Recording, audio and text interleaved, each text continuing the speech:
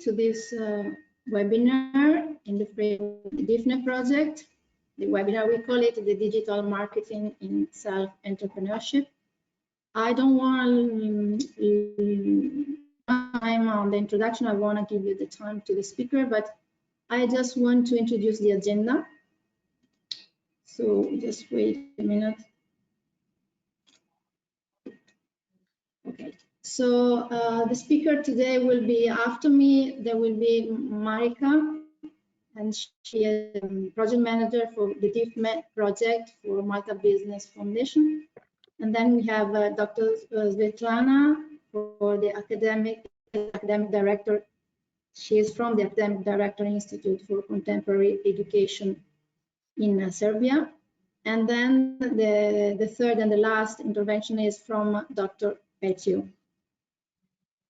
So Marika, as I told you, is the project manager, and she is going to introduce the DIFME project and give you more details about it. So I give the floor to Marika and to intervention. Floor to Marika. Thank you. Thank you very much, Mirna. Thank you very much for your invitation, and thank you for all the work you're doing in Italy. I know that piloting is getting on pretty well. Just to introduce the DIFME projects, I have a PowerPoint presentation as well. Let me see if I can show my screen. Give me one sec. Are you seeing my screen? Yes, we can. Yes, fantastic. So DIFME as a project stands for Digital Internationalization and Financial Literacy Skills for Micro-Entrepreneurs. As a project, it kicked off way back in February 2019. Project partners are 11. We are 5 universities, 6 project partners coming from 7 countries, and DIFME is in 6 languages. The countries that DIFME represents are Italy, of course, Malta, the Netherlands, Bulgaria, Greece, Ireland, and Germany. So it encompasses quite a few angles from the different EU countries. The languages are in Italian, German, Dutch, Bulgarian, Greek, and English. It is very important for us, and even the piloting is being conducted in the country languages. We feel that for the project to have impact, whether it's on the website and whether it is on the toolkit and in the piloting, all in all, it's important that it is in the country languages. So DIFME as a project that I said stands for Digital Internationalization and Financial Literacy Skills for Micro-Entrepreneurs. Sorry, Marika, can you put your screen full with yes, the whole presentation? Yes, of course. One second. Thank you. From beginning, okay, and the next slide. Okay, so basically as a project, as I was saying, it's kicked off initially in 2019, and as a project, it's a knowledge alliance, so it's built very much on feedback that we get from the universities as well. Initially, we had a project which was coordinated in Malta as well, not by the MBB, but Mediterranean Bank Network, which was called Project Invest. And there was a lot of interest in this project, to the extent that an international bank, HSBC, took it on as part of their CSR. And they're still using it today. Basically, the project was about financial literacy skills. So we wanted to take on the element with universities as well, and also extend it to the digital aspect, because we did realize that a lot of our micro-entrepreneurs who were present at our events were asking to be trained and to have some more knowledge about digital internationalization. So with a Knowledge Alliance, we are also getting the feedback from students at universities. It is important for us to know that what the project all in all entails is easily taken on by the tutors at the universities, but also that it is really looking into what realistically happens in the world, in the business world. So it is based on cooperative development, where the material has been developed on the real needs of micro-entrepreneurs. And we kick this off by interviewing entrepreneurs Initially, we had a target audience of 350 entrepreneurs, and we exceeded this by 100, more than 100. We have feedback of over 450 entrepreneurs and business owners giving us their feedback as to what they felt needed to be given to them with regards to financial literacy and digital internationalization. And we also interviewed a number of experts across the 7 countries. And basically what we concluded were 9 modules.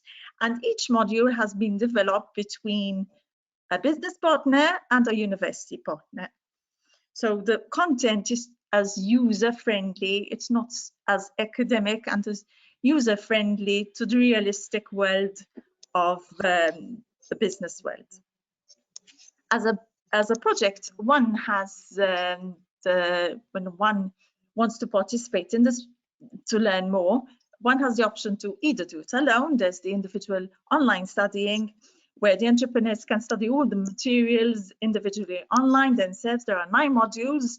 There's the theory, there's the exercise, and the quizzes to see how far they are aware and how much they have learned. And there's also the workshops and the pilot testing, which are happening in all the 7 countries.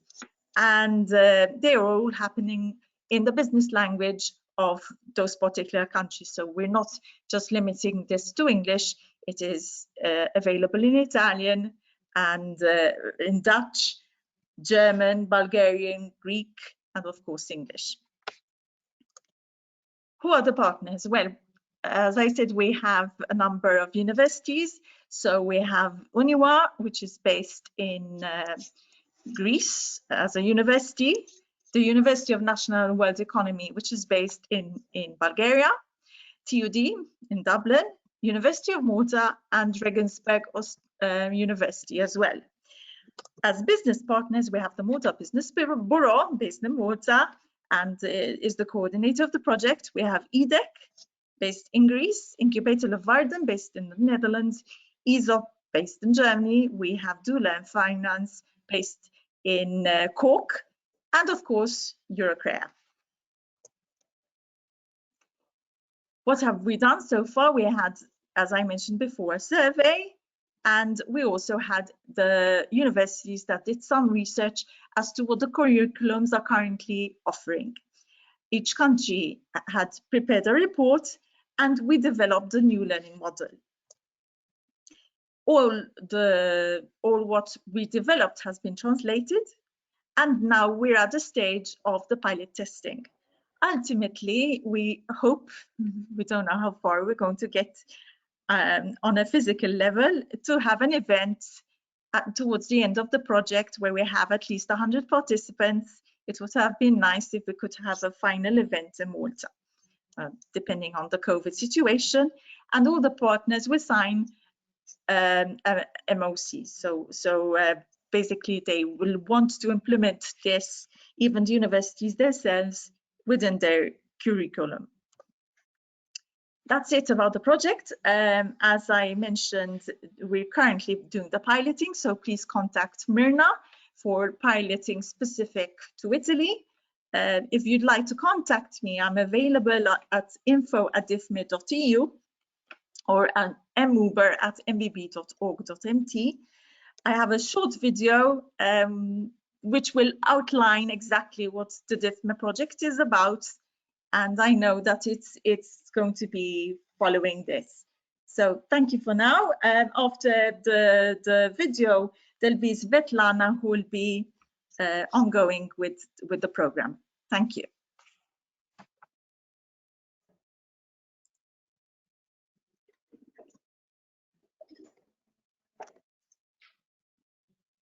Myrna, is it possible to show the video?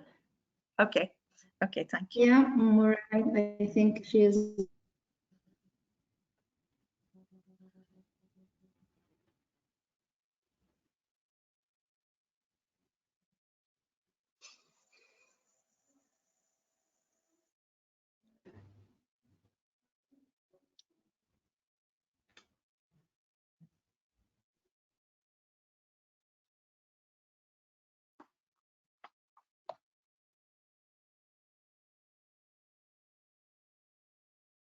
We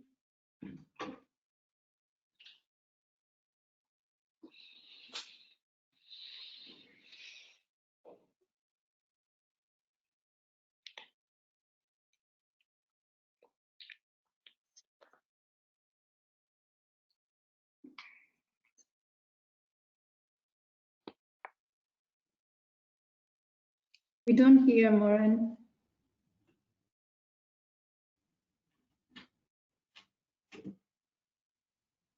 You may be a student interested in making a career from your talents. Or maybe you have a number of ideas, but are unsure about how to implement them. The DIFME online self-paced course is delivered on demand, meaning that you can access the course at any time. Descriptive PowerPoints, informative articles, quizzes, and external links for you to make responsible financial choices and to understand digital techniques readily available to boost your enterprise internationally. You can also refer to the SME Hub, an open repository source of solution, and you can also keep track of your success. At the end of the coursework, your input is acknowledged with a certificate. DIFME is divided into 9 training modules. Modules 1 to 4 are specifically focused on building your understanding of financial literacy. Module 1, Introduction to Business. Module 1 is built around analyzing your organization's macro and micro environments. It will equip you to adapt to changing environments, help you recognize opportunities, and develop competitive advantages. Module 2, Financing the Business. Module 2 will help understand financial calculations and concepts that you will need to communicate with your lenders and investors. Module 3, Sustaining the Business. Module 3 uses realistic business simulations to help you fine-tune your business and deliver the best sustainable plan. Module 4, Registration, Taxes, and Other Legal Requirements. Module 4 will give you an overall insight to general business types, their legal, fiscal, and financial implications, and how to protect your business trademark and copyright. Module 5 to 9 are focused on building your confidence in digital tools and digital strategy. Module 5, Cybersecurity. Module 5 will ensure you minimize the risks of doing business online and protect your information while staying connected. Module 6, Digital Marketing. Module 6 acknowledges how technology has significantly changed marketing online through mobile phones and other digital mediums. Module 7, Digital Transformation and Strategy. Module 7 will guide you through digital concepts appropriate for your individual business and built to your specific needs. Module 8, Managing Relationships with Customers Online. Module 8 should help you understand the importance, processes, and channels of customer relation management. Module 9, Business Intelligence. Module 9 will introduce techniques and concepts linked to business intelligence systems and explains how to use your data to turn it into actionable information. Find out more and participate in DIFME for free. www.difme.eu.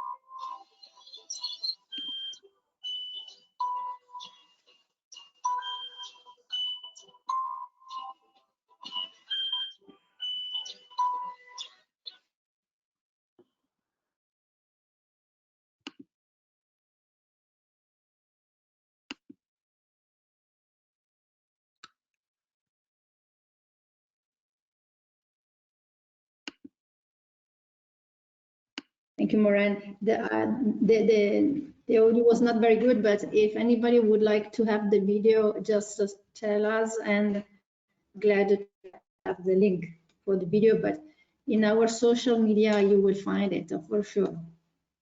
So now the floor to Svetlana. Introduce you a little bit. Hello, everybody. I'm so delighted to be here with you today. I hope that you can hear me well and that you can see my screen that I shared with you. Mirna, can you help me? Do you hear me well?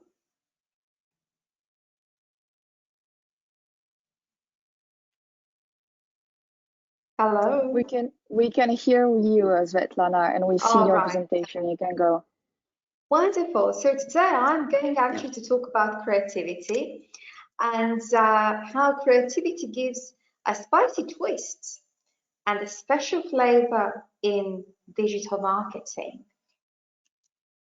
So first, allow me once again to introduce myself. My name is Svetlana Belic-Malinic, and I'm an academic director at the Institute for Contemporary Education, which is a member of Link Education Alliance in Serbia.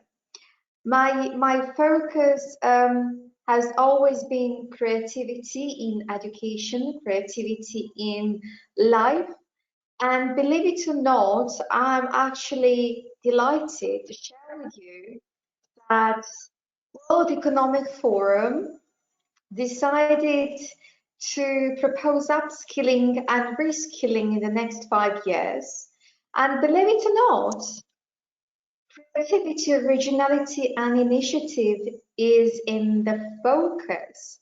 So this is going also to be part of the educational curricula, and we're going to start teaching students how to think creatively. I'm delighted, truly delighted, because somehow creativity, originality, and initiative moves this world forward.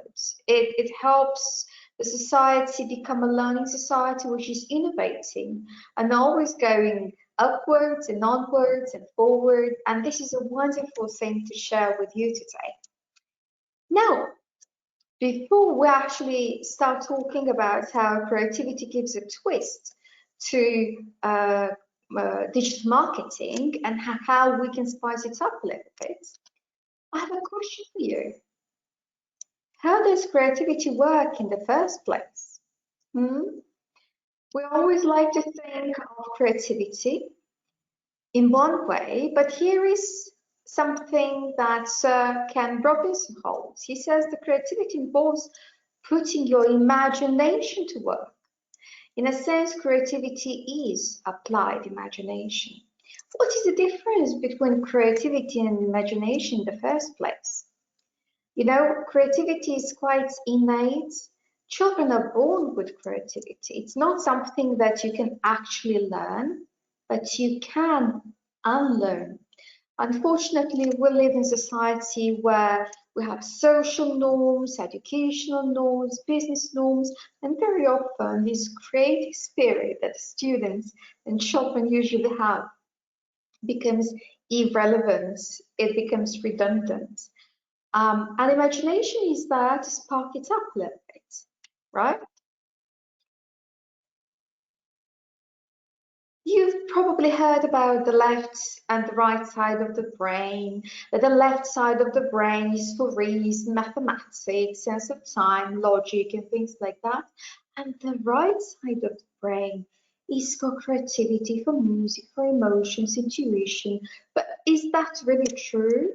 I don't think so. And a lot of educational research and psychological research confirms that actually it's not all that simple. It's not just the left and the right.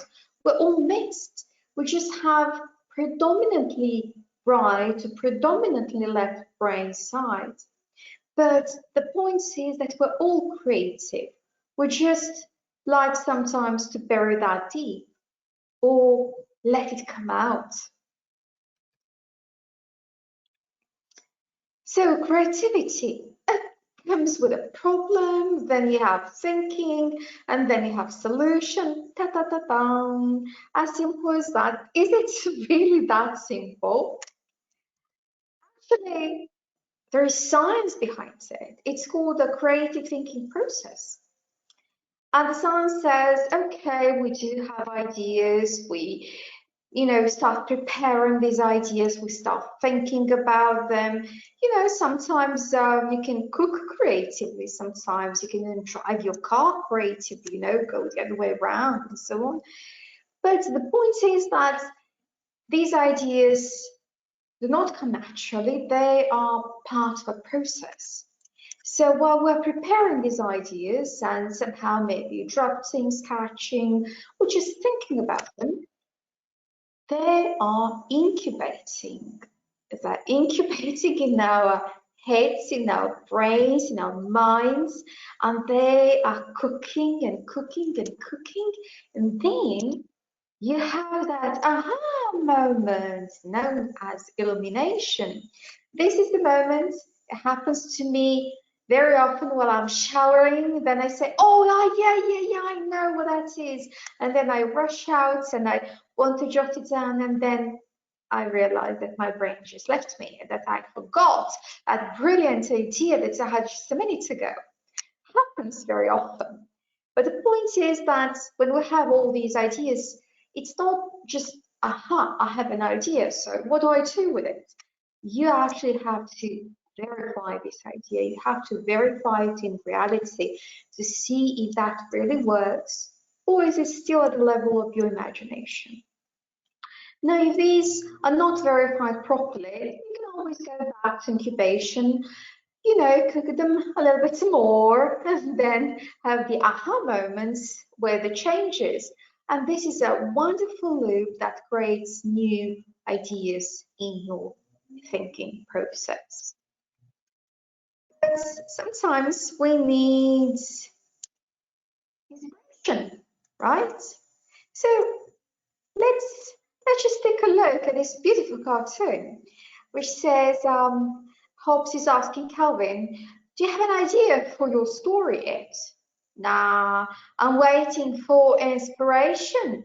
You can't just turn on creativity like a faucet. You have to be in the right mood. What is that mood? Last minute, panic. Right, it happens very often. I'm sure that you all panicked at some point, and this is the moment when you had your ideas, when the creativity just burst, and everything seemed so easy, and solutions would come just so easily.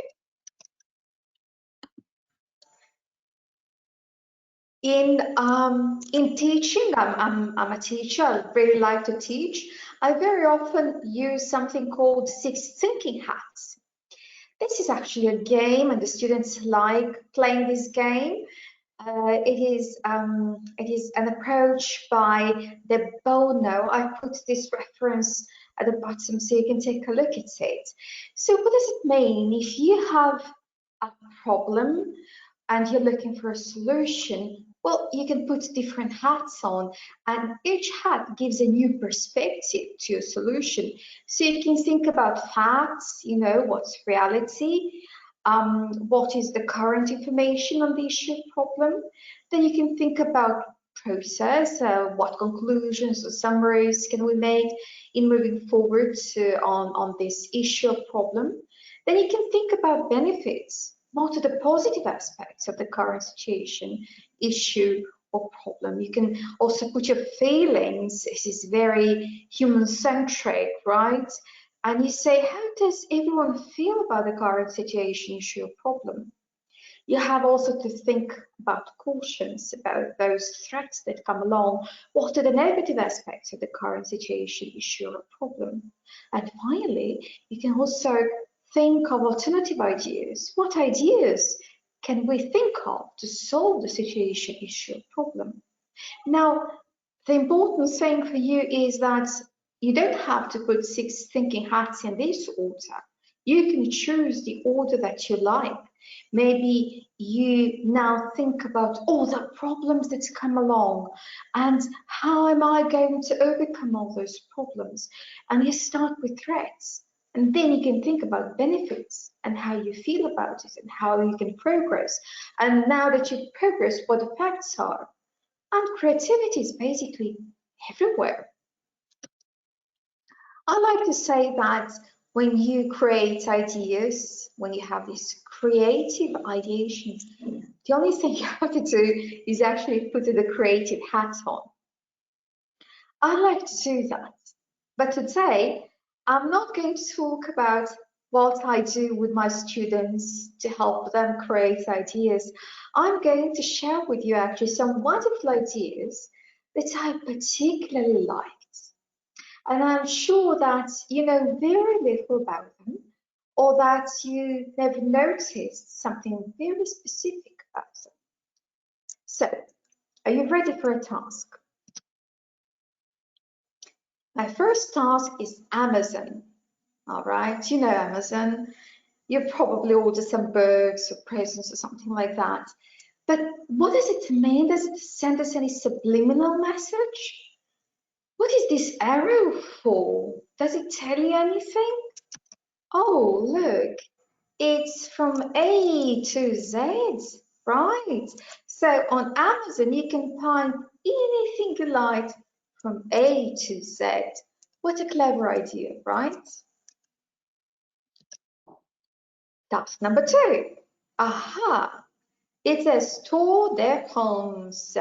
I'm sure that you all know this, but do you see anything specific in this logo?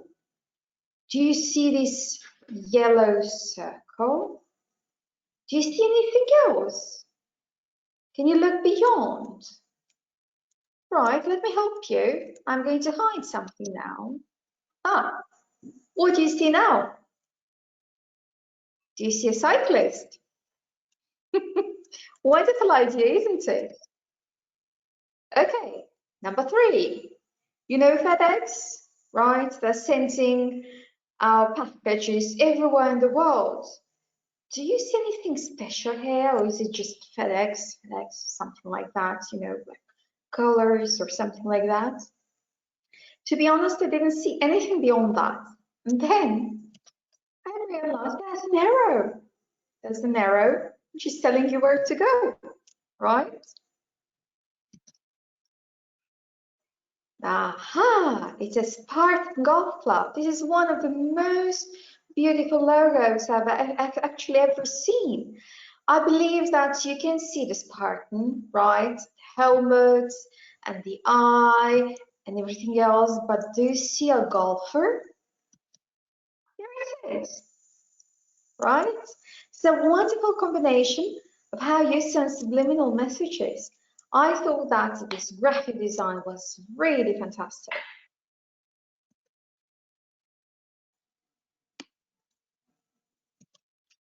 Sometimes graphic designers do amazing things. They come up with solutions which are really fantastic.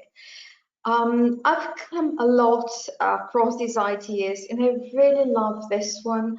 I thought that this was basically art. You know, the way that this was composed and put together with the tones and the colors and the saturation and the representation and the message, subliminal message that it sends. It's really, really amazing. Sometimes we actually use some creative ideas to make people laugh or to evoke some emotions. This one was very good for cat lovers, not for dog lovers though. But sometimes we have to be very careful with the message that we send, especially when we use some well, in intercultural competence, we call that faux pas. Faux pas would be a wrong step forward, a wrong message that we're sending that is culturally offensive. So, for example, you have to be careful when you use objects in your graphic design, in your digital marketing.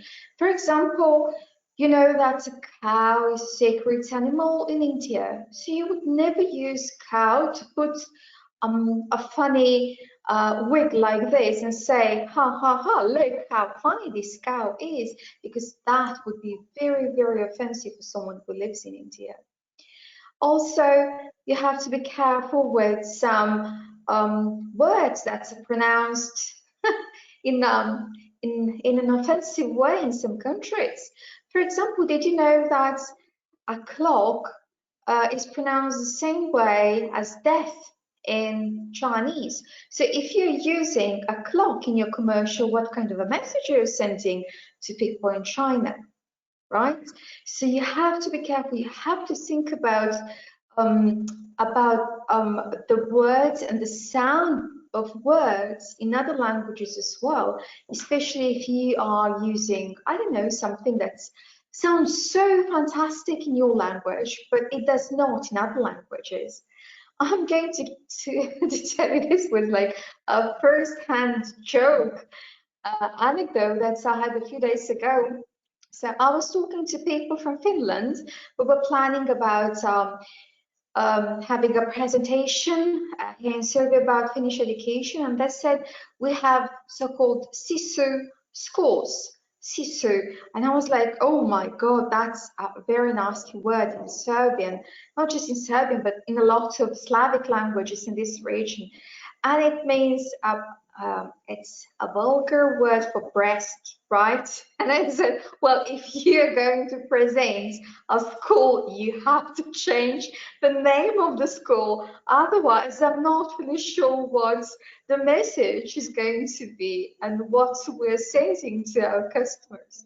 So we have to be very careful with how we deal with the sounds, with the picture, with graphic design, and the subliminal messages that we send over. Let me give you an example of something that I particularly liked, and it's about intercultural competence as well. This was actually a commercial for medicine. It was something like aspirin, in any case, something for headache, right? And in the first picture, you see a woman in pain, that she feels a little bit better, and eventually she's very happy, right? Well, this is how we, like the Western part of the world, read it, okay? But imagine if you used the same picture with the same order in an Arabic country, where they don't read left to right, they read right to left. So would this be a good commercial for medication? A woman is happy, but after medication she feels in pain. I don't think that this medication would sell well, do you? So Ken Robinson holds that if you're not prepared to be wrong, you will never come up with anything original. And I totally agree. I believe that in our marketing campaigns, we're going to have quite a lot of fails and a lot of successes. But if we're not prepared to be wrong, we're never going to come up with anything that stands out, that is different and truly bold for this world. So, once again, my name is Svetlana Belic-Malinic. I'm an academic director at the Institute for Contemporary Education at the Link Education Alliance Serbia, and I hope that I managed to sprinkle your ideas with some creative twist. Thank you very much for your attention.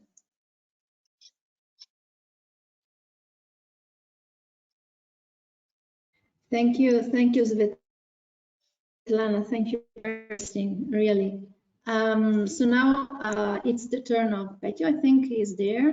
Are you there, Petju?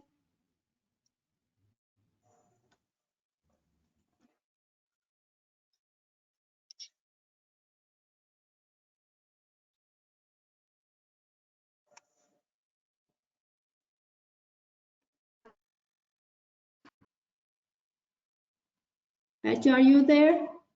Can you hear us? Yes. Can you hear me? Can you hear me? Okay. Yes, we hear you, but we don't see you. Yes. No, just a second. I'm trying to resolve a kind of technical issue. Okay. Can you see me right now? Hello? Yeah, we will see you. Yes, Hello. yes. Ciao. Great. So thank you very much to Svetlana. It was really great pleasure watching your performance. Usually got the feeling that I'm attending a high quality TED talk. So dear ladies and gentlemen, thank you so much for your kind invitation. Can you see my screen right now? Yes.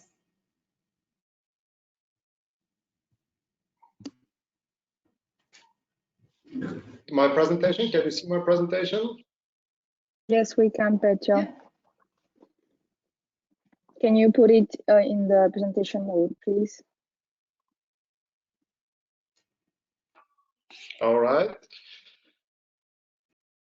Yeah, so dear ladies and gentlemen, my name is Petju Budakov, and I graduated my PhD from the New Bulgarian University, and currently I'm a visiting professor in a few universities across the world, and right now I'm teaching in Germany, in Berlin, into the Exponential University, which is located into the picturesque Potsdam. I'm part of the initiative Brain City Berlin because Berlin is proud of its scientific and research achievements, and the main goal of this campaign is to make all those things visible for the people. The rich landscape of Berlin, it's intended to present its numerous findings to the people. So here the scientists not just an ivory tower, but it could be found everywhere. So that's just a few words about my role as an ambassador of Brain City Berlin, because the main goal of the ambassadors is just to introduce all people who are interested to do research in Germany about the steps that I have to take in order to succeed. And yeah, my university, it's located in Potsdam. You're more than welcome to visit us one day when things are getting easier for traveling, of course. But we are offering online distance learning. And the main goal of our programs are to introduce the learners with digital marketing, digital business, coding as well, digital marketing, and visual communication. Ladies and gentlemen, that I'd like to encourage you to go at swido.com or just to scan the QR code that you see on your screen and to answer the question that I raised here. I would appreciate to see your feedback.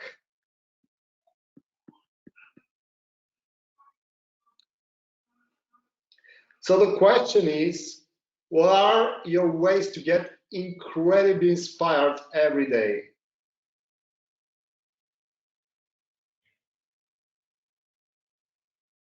A cup of coffee, that's great. What else? How you get your daily inspiration? Listen to music, that's fine. What else? Try to explain those things that firstly appears into your mind, something that just spark into your mind and you'd like to share with us. Always look at the bright side of life. That's really great. Appreciate it. What's more?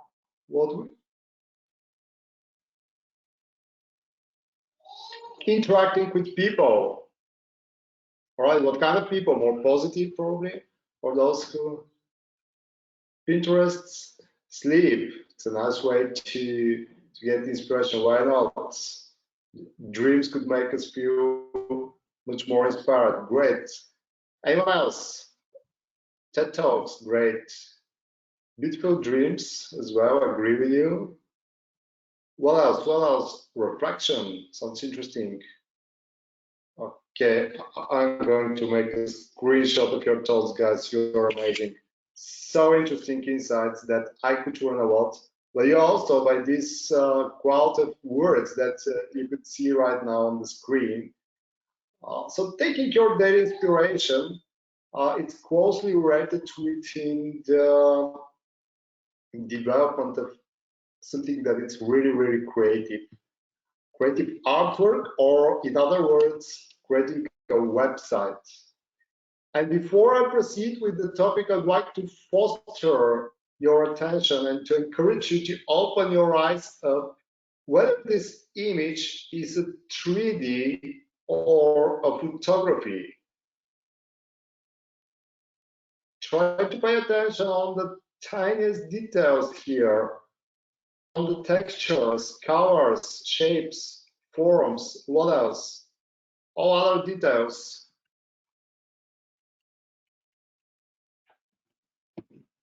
You could post your answer here to the second question, 3D or a photo, let's see. I'd like to provoke this really ice-breaking exercise. 3D, two people just voted for 3D. That sounds interesting. Is there anyone for a picture? I could give you some credits probably if someone changed his or her mind. 25%. All right. So we have 10 seconds more to see the right answer. Photography or a 3D, it's, well, 80% goes to 3D. And yeah, guys, congratulations, you guessed, it's a 3D. So I'd like to foster your attention, because designing a website and how to process further within the SEO, the optimization, it's the main topic of my talk today. And the process that stands behind the website, it's something really important. So there are 7 elements that we strongly believe the website should have, like responsive design, navigation, media, review and testimonials, social media links, Facebook Messenger chats, why not? And last but not least, a call to action button. Sorry, I'll try Pecho. to explain. Yeah. Can you Yes. put the screen, the slide bigger? Because now we see the small one, the main one in small, and the other one that we cannot see well what's in the biggest, the main one, let's say. To have the slide full screen. Yeah. Okay, because I'm using 2 screens, that's why. Okay. So sorry, I'm going to. No problem. On that, just a second.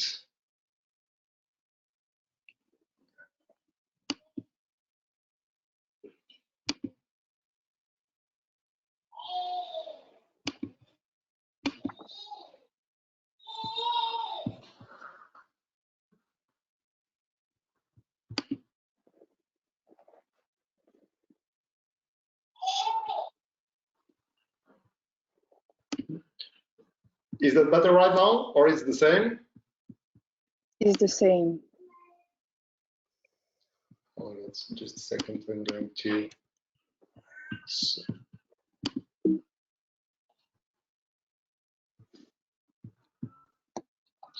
To the other.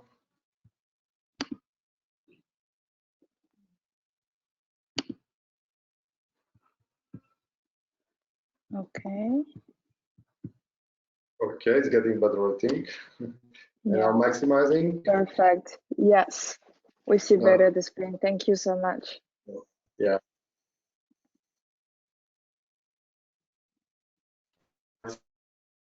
So just to move forward, I'm trying to explain the steps to design a website, because usually designers and developers speculate about what should be the first and the second step, or how to proceed in this complicated process.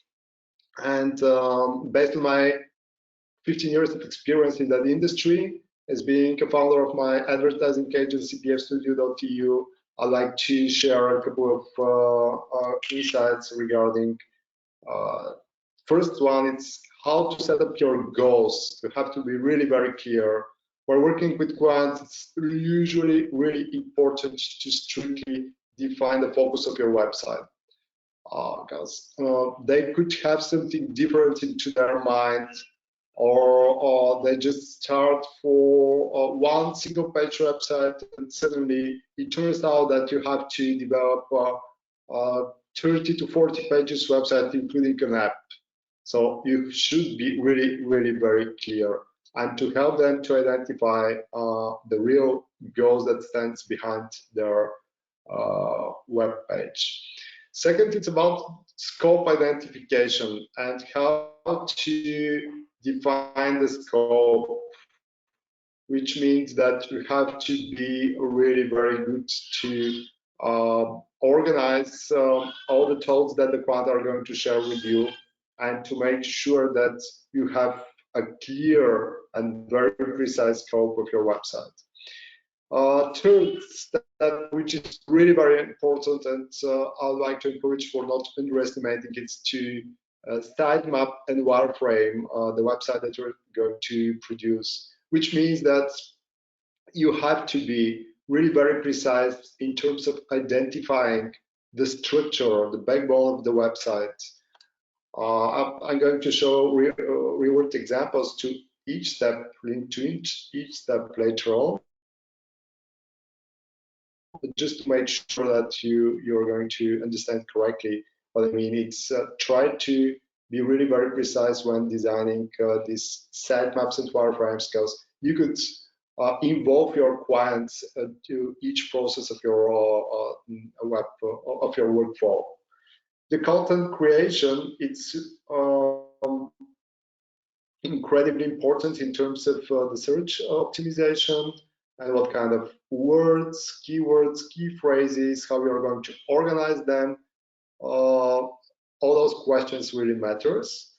Visual elements, of course, quite important. What kind of visual tools you're going to use, how we are going to harmonize them, and to make a kind of mesmerizing design.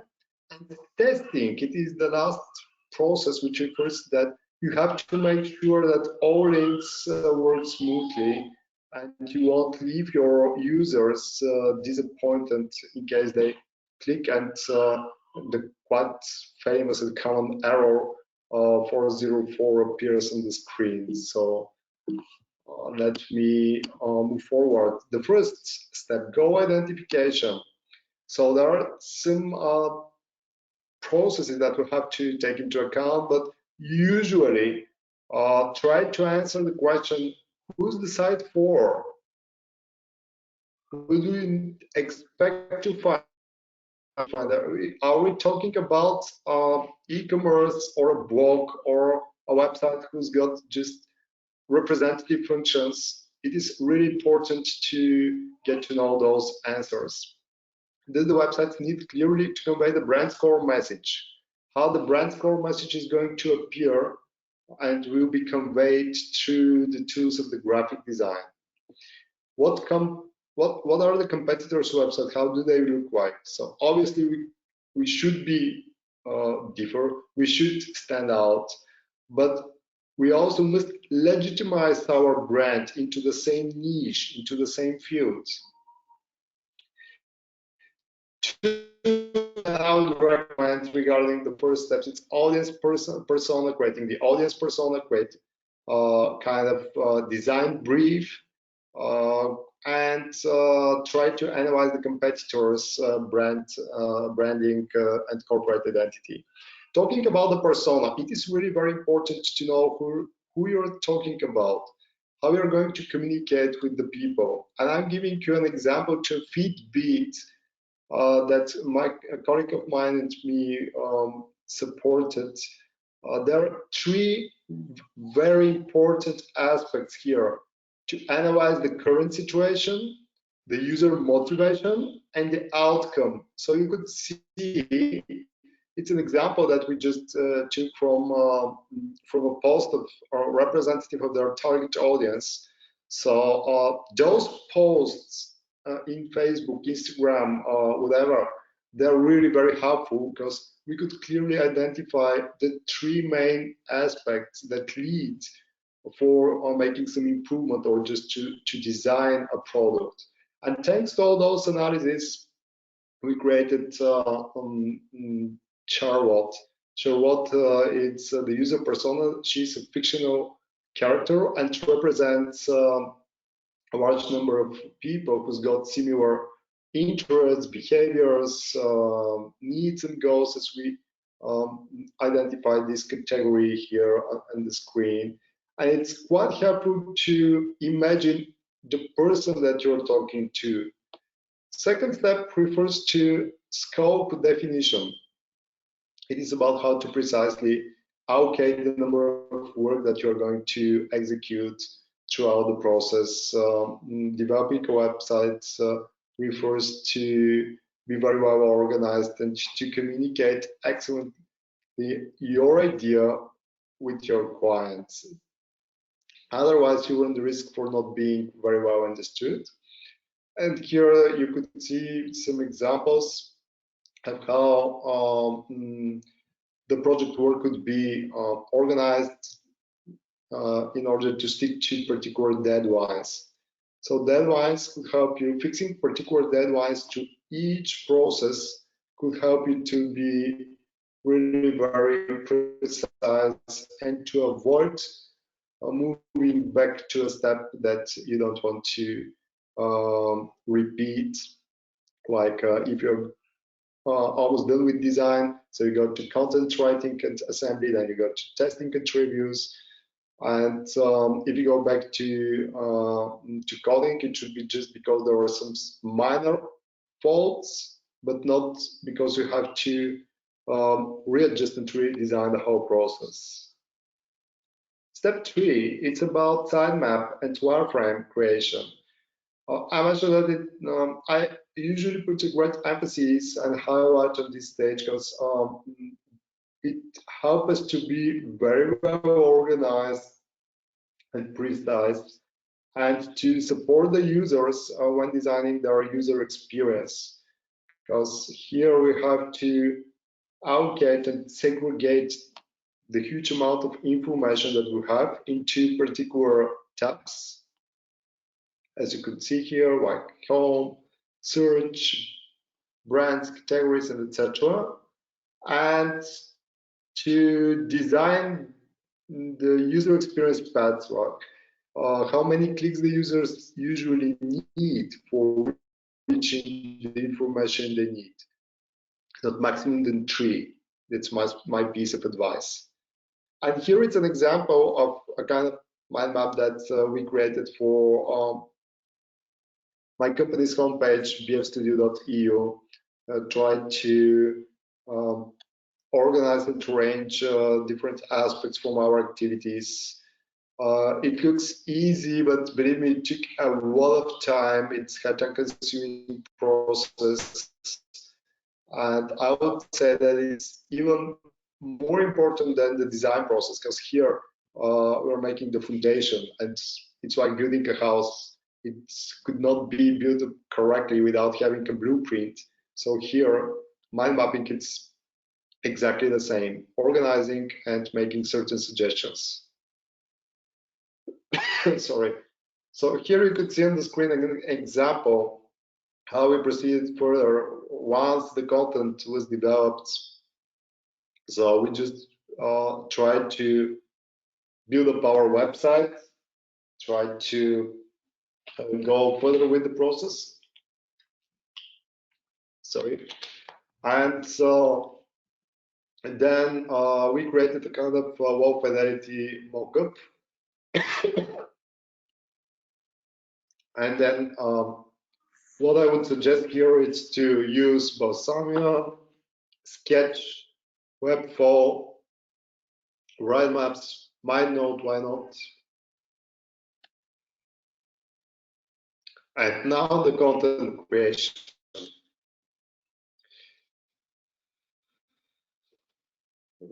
Well, there are two things that I have to fix here. First of all, content is the king.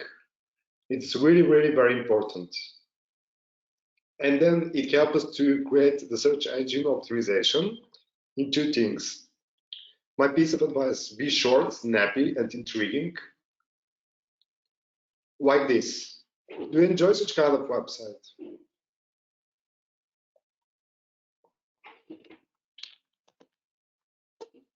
Many people tend to say that it's just a couple of words, it's not hard, it's very easy peasy job to create such kind of website, but it's quite contrary. You have to be really very smart by choosing the right words, what you want to highlight, what you want to explain clearly, and then to synchronize within the design process. An example, Svetlana mentioned and explained clearly what Amazon highlights while starting from A to Z, but here it's an example how Amazon has been changing throughout the years from 1999 to 2018. You could clearly identify the trends, how they have been changing. Where we place the main focus, it's on the images. Less text, please never try to create something like that. Avoid some kind of do wipe less content. It's a total disaster. Many people tend to say that why? Because when we have a lot of text, we could boost our visibility in Google. It's nothing like that. I'm going to share some tips and tricks regarding the search engine optimization. And the second purpose is about how to improve your SEO. You have to be very clear with the keywords. My tips are the following. Try to identify your content, the content quality, its relevance to the search query. It is really very important. There are numerous tools that help you to do that. Your domain authority, it's important to know whether you're .com, .org, or .net, whatever. Backlinks and page authorities, it's really important. Your on-page SEO, it's also quite essential part. I'm going to give you an example. Keywords in your domain and its age, that definitely makes sense. And how many page views you're receiving at a given time. So those things are really, really important. And make sure that it's an interesting fact. Every single second, Google executes approximately 63,000 searches. So it's a really amazing and powerful machine that we have to know how it works. How it works, it's an extremely difficult question. I won't promise you to answer, because even the Google developers are struggling to find the right answer right now, but I could show you an example. Like if you type into your Google search box dog toys, you could see what kind of results appear on the screen. In like 99%, Google shows you different e-commerce online shops. Why? Because Google is commercially oriented. It got the suggestion that when you are typing something you wanted to purchase and to proceed with the purchase process, they don't think that you're interested to read stories about the dog toys. That's why the e-magazines, the e-shops, e-markets are the first thing that appears on the screen. Try to type what are the best dog toys for puppies, and you can see that it's quite contrary. Instead of e-shops and market and e-commerce, Google screens mainly books and articles which are devoted to the best dog toys that you probably wanted to buy one day for your dogs. So this is the story. So you have to be tricky by knowing what kind of words and phrases you're going to include. But based on my experience, I would definitely recommend to create a blog. To create a blog that you're going to link to your website, and then to improve the visibility and your Google ranking. Here is an example with my other company, Ed Academy. We're promoting different design courses, and here you could see how we created our SEO Google optimization based on the matter, based on some specifics that we have. I don't want to run out of time, so I'm just moving very, very quickly. All the top ranking articles are blog posts talking about the best toys the puppy needs. It's something that it's really, really important. And I'm moving forward to an example for that explains clearly the keywords. So you could check what are the most popular keywords, and based on this check, you could type them, and to use this advantage to go further and to stand out from the others. Some tools that I would recommend here. The whole process, of course, the Google Docs mean that you could share some documents with your clients and to explain the process. Quip, gather content, Wix.com used as a content management systems are perfectly well designed when it comes to building your website from scratch and organizing the navigation, and also making really good search engine optimization.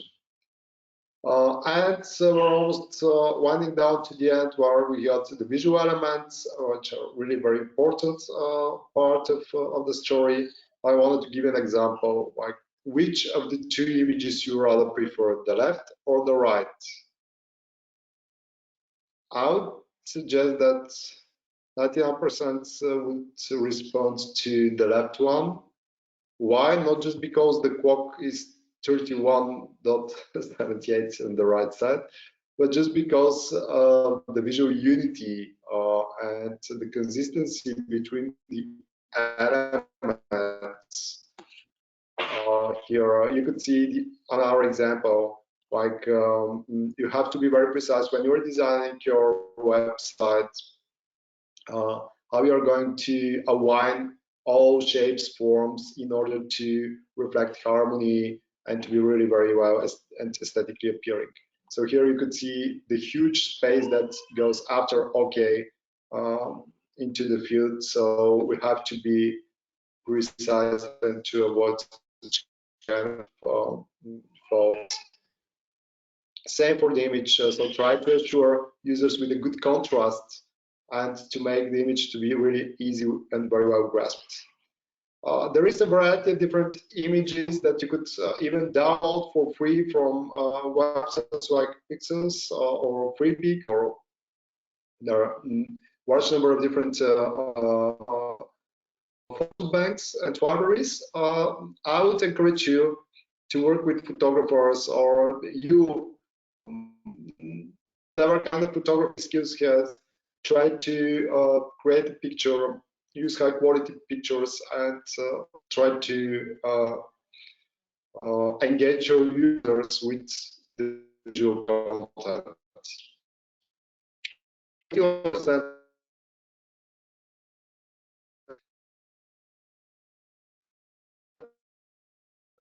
We're going to add on the hour also to be engaging by using these beautiful and mesmerizing images. Can you hear me right now? Okay, try again. Now? It's better?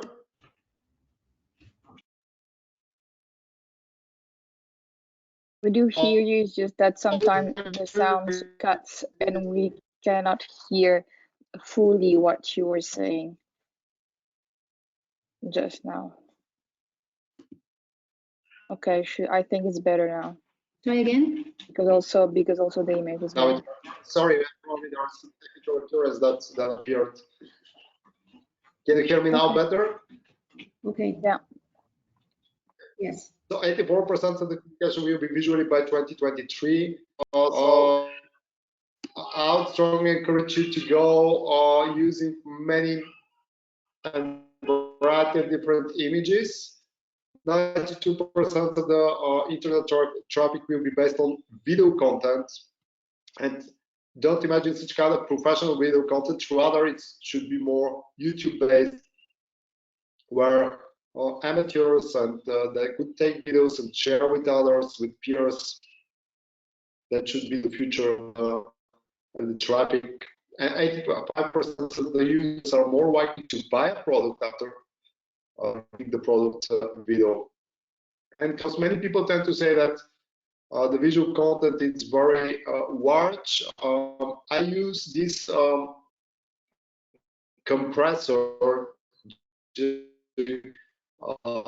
minimize the file storage and to save the same quality. Definitely, I would recommend using the same approach in order to ensure that users will be we won't have any troubles by getting your content.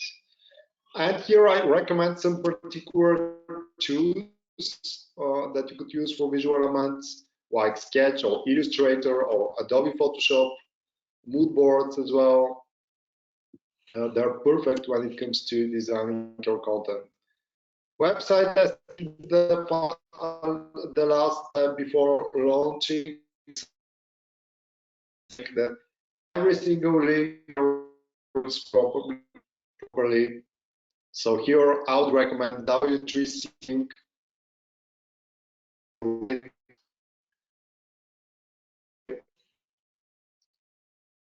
We're losing you, Pedro.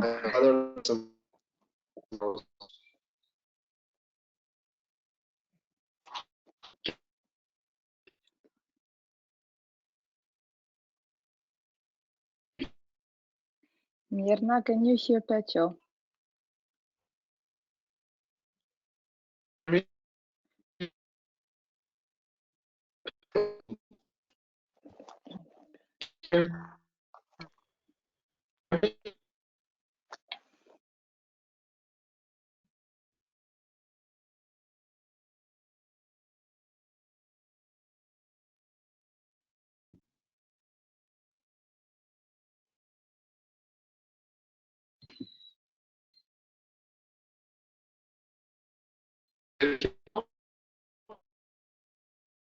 Is it better? Can you hear me now? Yeah. Yes. Okay. Now, yes. Can you hear me, ladies? Yeah. I apologize. There was something that's it's out of my hands. Yeah.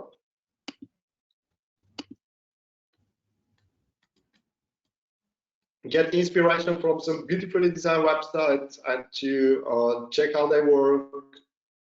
Check about the target persona, the target audience, who you're talking about, and how you're going to organize the information itself.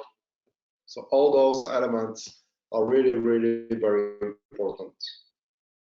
So thank you for your attention. I would be very glad to keep in touch if you have any further questions, whether to my email address or to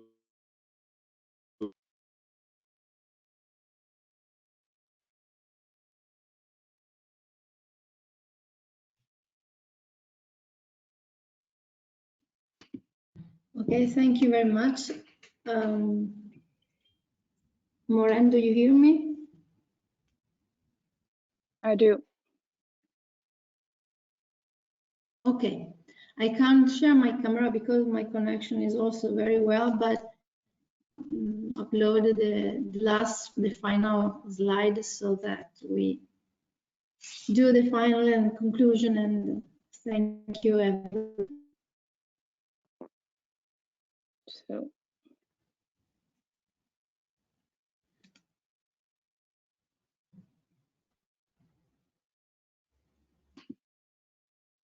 try to share the camera. Let's see if it works. Okay. So I really thank you, everybody, the speakers, and so Marika for being here, and of course, it's Svetlana and Petio, and the speakers. And behind everything, from a technical point of view, I thank also Moran. She's always very supportive. If any of you has questions or doubts or whatever, here you find the information, the emails, the email, the link, and the LinkedIn link. You can send us your questions, or if you wanted the presentations, we will send them to you. So thank you, everybody. And Petty, are you there? Svetlana, Marika? Thank you for your mission, really very interesting, and we will keep in touch, okay? So, everybody.